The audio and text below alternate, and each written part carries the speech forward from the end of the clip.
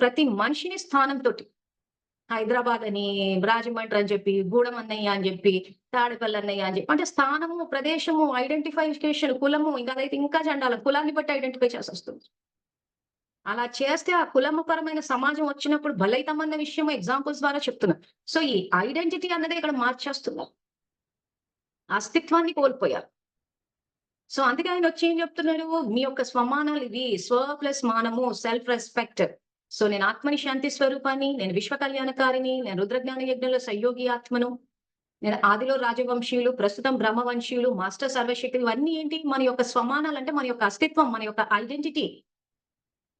దీన్ని ప్రాక్టికల్‌కి తెమ్మంటున్నాడు. సో, మనం ఏం చేస్తున్నామంటే, ఈ అస్తిత్వాన్ని నిమిషానికి చంపేస్తున్నాం. అందుకే ఆయన ప్రాణదానం ఇవ్వండి అంటున్నారు. సో, స్వయంగా మనం కొంత చంపేసుకుంటాము. మీ అందరికి ఏదైతే రమణి యొక్క ఎగ్జాంపుల్ ఇచ్చానో, సో, వాళ్ళు అక్కడి నుంచి మనం చంపేస్తున్నారు. సో, ఈ రోజు నేను విశ్వ కళ్యాణ